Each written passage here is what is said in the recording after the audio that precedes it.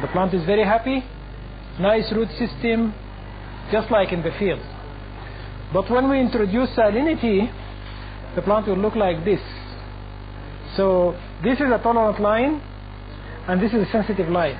So the sensitive ones will die, the tolerant ones will live. So these, the ones that live, then we will take them and produce seeds out of them. But rising sea levels doesn't just mean too much salt in the soil. Rice's biggest threat is flooding.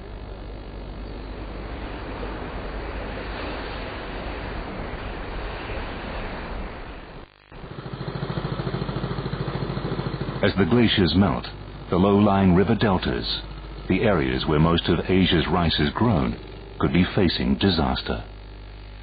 But scientists at this institute offer a glimmer of hope. They have found a rice variety that can grow despite being submerged in water. The first generation of submergence-tolerant varieties we developed here, we developed it by introducing a gene, we call it submergence tolerance gene, or SUB1 gene. And this gene can protect the plants for about 2 weeks of complete flooding.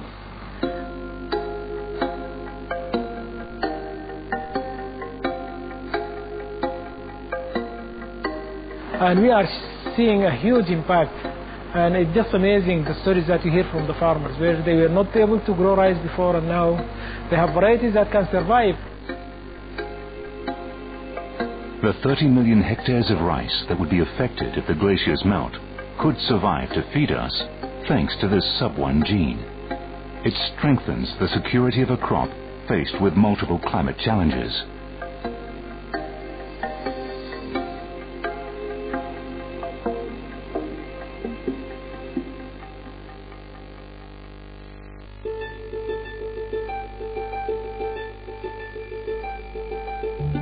Though science may have found a way to help rice fight climate change, it does not address the fact that we are dependent on just 3 crops for our survival.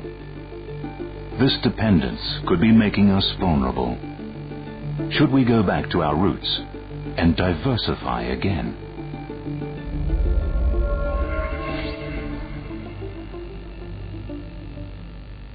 What we need is an agroecological approach to production and to the vagaries of climate change. This is how you deal with the uncertainty of climate change, by diversifying more, not by diversifying less. With a bigger variety of crops, we will be better insured against climate change.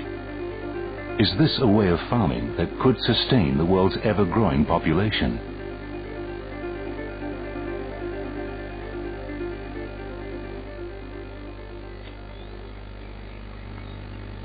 This village thinks it can, and is advocating an alternative to the agricultural system we have today.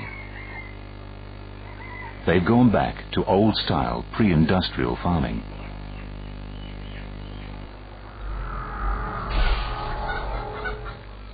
ทิ้งการเกษตรแบบชีวภาพเราก็เน้นเอาสิ่งมีชีวิตเป็นตัวตั้งคือแทนที่เราจะใช้สารเคมีหรือว่าสิ่งที่มีชีวิตเนี่ยมาเป็นตัวกำหนด10 ปีที่ผ่านมาเนี่ยมันจะมีศัตรูข้าวสำคัญชนิดหนึ่งแทรกเข้ามาจากภายนอกก็คือหอยเชอรี่หรือเขาเรียกว่าไอ้โกเลสเนลมันจะมาระบาดแล้วก็จะมากินข้าวอ่อนๆเนี่ยทำลายเสียหายมากมายนะนั้นชาวบ้านต้องใช้สารเคมีที่แรงมากๆไปฆ่ามันนี่ที่เราแก้ปัญหาคือเราจะใช้ธรรมชาติก็คือเป็ดเอามาเลี้ยงในนาข้าวเนี่ยมันก็จะไปกินหอยแล้วก็กินตามธรรมชาติแล้วก็ไม่ได้อันตรายต่อใครแล้วก็เราก็ได้ไข่มันด้วยสิ่งแวดล้อมก็ดีขึ้นเนี่ยปรากฏว่าเรามาเลี้ยงไว้ไม่ถึงปีเนี่ยตัวเดียวก็หาไม่ได้เนี่ยที่เนี่ยหายไปหมดเลยก็คือควบคุมได้ 100%.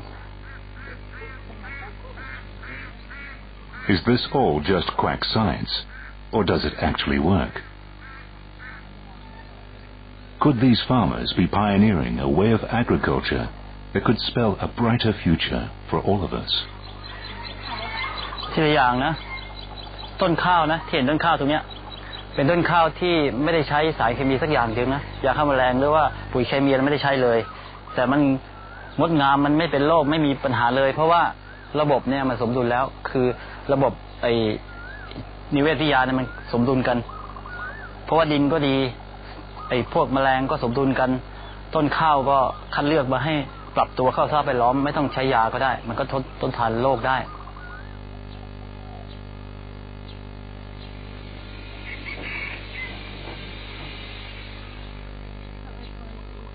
This solution could be a way for rural communities to play their part.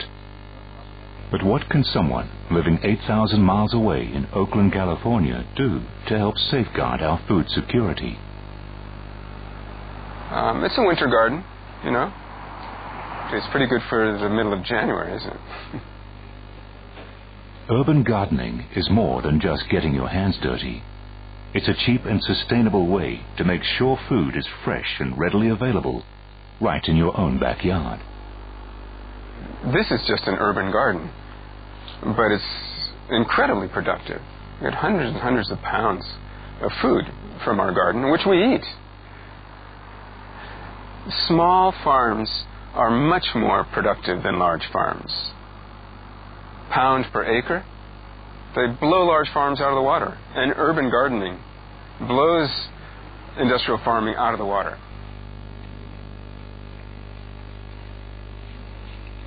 And it's just a small example of what someone can do in a city. And, you know, we're happy to be a part of that. This is what's going to save us.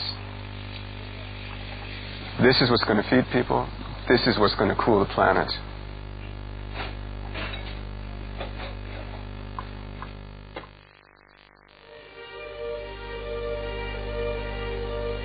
Is the world really in danger of running out of food? By the year 2050, will market forces, increasing population demands, and climate change really push us to the brink of a massive global food crisis? Is this our future?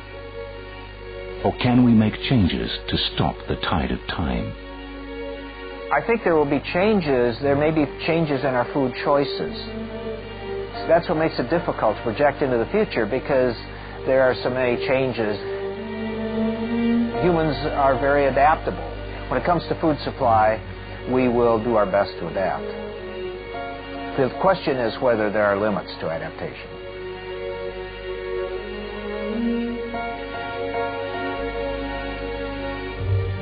Although the future may seem dire for the world's food security, there is hope. Science could future-proof new strands of crops, ones that could resist the impacts of climate change. And by rethinking the way we farm and growing a bigger diversity of crops, we could escape from our reliance on a vulnerable food system. But could this be enough to protect us from an unpredictable future?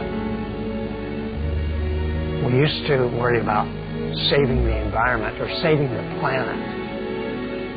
I think the planet's going to be around for a long time. It's civilization that's really at stake now, and the question of whether or not we can save that. Whether or not we can stabilize the food situation.